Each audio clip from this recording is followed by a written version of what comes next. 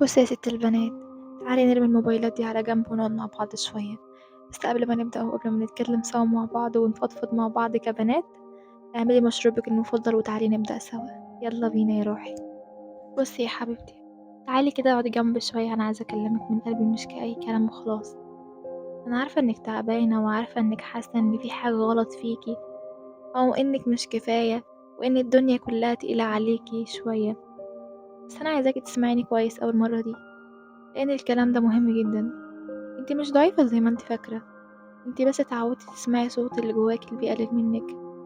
الصوت ده مش حقيقي، ده خوف، ده تراكمات، ده مواقف عدت عليكي وخلوكي تشوفي نفسك بطريقة مش كويسة. انا شايفاكي بجد، شايفاكي انسانة طيبة وقلبك نضيف، بتحاولي على قد ما تقدري حتى وان كنتي تعبانة. صدقيني، مش اي حد عنده القوة دي. عارفة ايه اللي مضايقني منك؟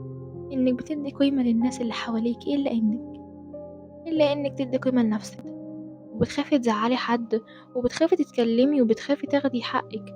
ليه؟ هو انت مش انسانة زي بقية البشر؟ مش من حقك تبقي مرتاحة؟ بصي، اسمعي الجملة دي كويس.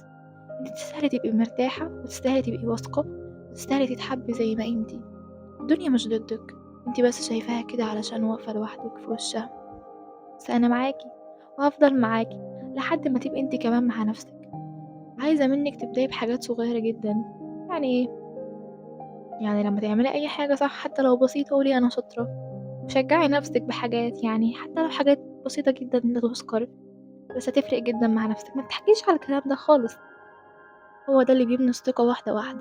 ولو غلطتي عادي، كلنا بنغلط، بس بدل ما تجلدي نفسك قولي انا تمام، هتعلم واحسن، انا انسانة مش لازم ابقى كاملة.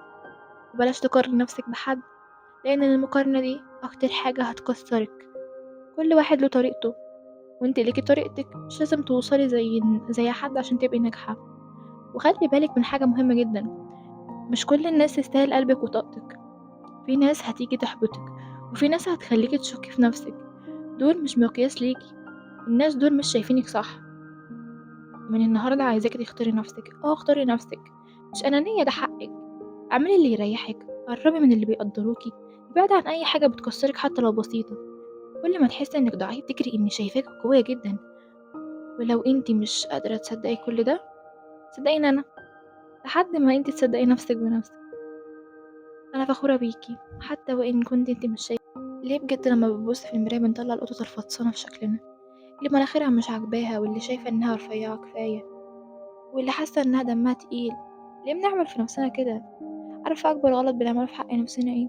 اننا بنقارن الكواليس بتاعتنا بصور الريد كارب بتاعت غيرنا على انستجرام. مفيش بنت وشها فلتر 24 ساعة، مفيش حد حياته كلها خروجات وضحك. الثقة بتبدأ لما تقفلي الموبايل وتقولي أنا نسخة أصلية من نفسي، مش نسخة تقليد من حد تاني. كلمة أنا مش حلوة دي لازم تتمسح من قاموسك.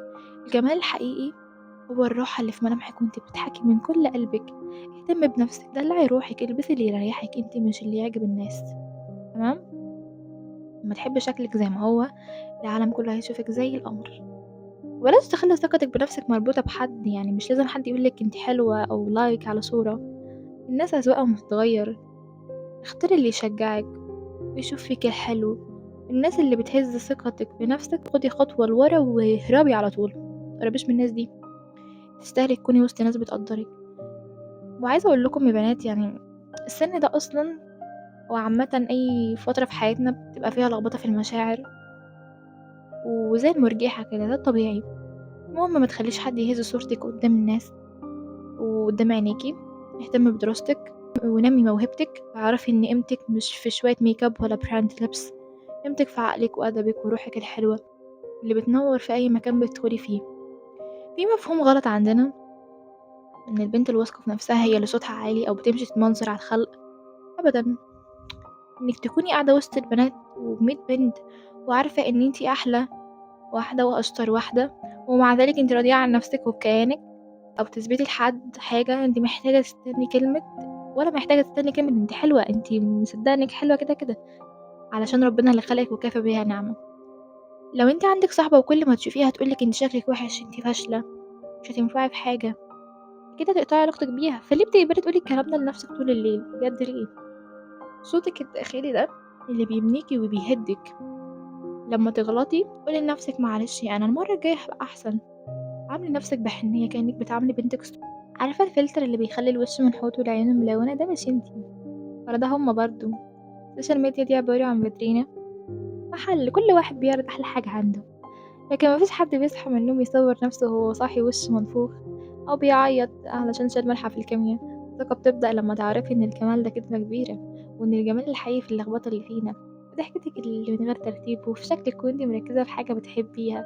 تعالي بقى أقول لِك على السر الحقيقي، الثقة مش بتتبني مرّة واحدة كده، لأ دي بتتبني حتّة، حتّة، يعني كل يوم تصحي تقرري إنِّك هتبقي حنة على نفسِك شوية، مش تجلدي نفسِك على كل غلطة، مش هتكسّري نفسِك بكلمة وحشة، كل يوم خطوة صغيّرة، كلمة حلوة لنفسِك، موقف خدتِ فيه حقِّك حتى لو بسيط، حاجة عملتيها وكنتِ فخورة بيها، كل ده بيتجمّع وبيخلّيكِ واحدة تانية خالص مع الوقت. وآخر حاجة بقى بُصّي في عيني وخدي بالِك من الجملة دي، أنتِ كفاية، بجد أنتِ كفاية وزيادة. مش محتاجة تتغيّري خالص عشان تبقي مقبولة، ولا محتاجة تبقي نسخة من حد عشان تتحبّي، أنتِ لو بقيتِ على طبيعتِك وصدّقتِ نَفْسِك، هتبقي أجمل وأقوى من أي حد بيحاول يبقى حد تاني. ارفعي راسِك كده وخلّيكِ فاكرة إن أنتِ تستاهلي كل حاجة حلوة في الدنيا دي. وبس يا روح قلبي، كده موضوع الفيديو ده النهارده خلص، وأتمنى إن أنا أبقى غيّرت في نفسيتِك حتى لو 1%. وقولي لي إيه رأيِك في الcomments، وسلام يا روح قلبي.